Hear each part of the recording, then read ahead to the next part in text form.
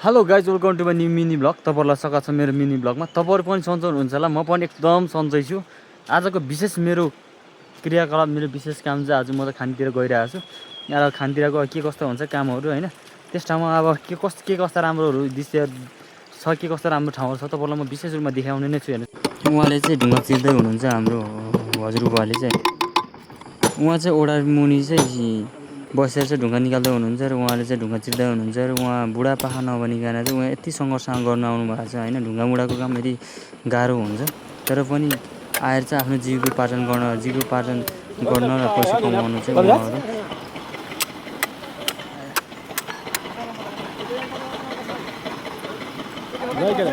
ढुङ्गा त चिरेको अवस्था छ एकदम तरिकाले होइन। ढुङ्गा चिर्नको लागि आवश्यक सामान चाहिँ धेरै चाहिन्छ। यसको नाम हुन्छ हाम्रो भाषाबाट, स्थानीय भाषाबाट टोकटोके भन्छ होइन। यसलाई भन्छ पाताङ भन्छ। यो चाहिँ आवश्यकै पर्छ यो ढुङ्गा चिर्नको लागि चाहिँ।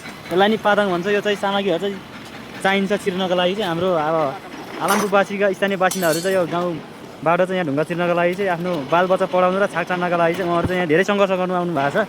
यहाँ धेरै स्थानीय बासिन्दाहरू आउनुहुन्छ, यसरी बोकेर लानुपर्छ। सबैजना धेरै हुनुहुन्छ यहाँ यस्तो गर्ने उहाँहरू होइन। यसरी गरेर छाक टार्नु पर्ने छ। हाम्रो गाउँमा चाहिँ भएको चाहिँ यही हो, यसरी चिर्नुपर्छ होइन। यसरी चाहिँ अब ढुङ्गा उचाल्ले चाहिँ यसलाई चाहिँ मजाले चिर्नुपर्छ। यो खोलासोलामा नभनिकन काम गर्नुपर्छ। आम यस्तो राम्रो चिरिरहेको छ कि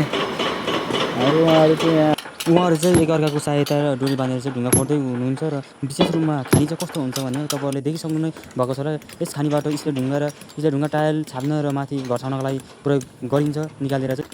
यस भिडियो चाहिँ अन्तिमसम्म हेर्न नबिर्सिनु होला। धन्यवाद।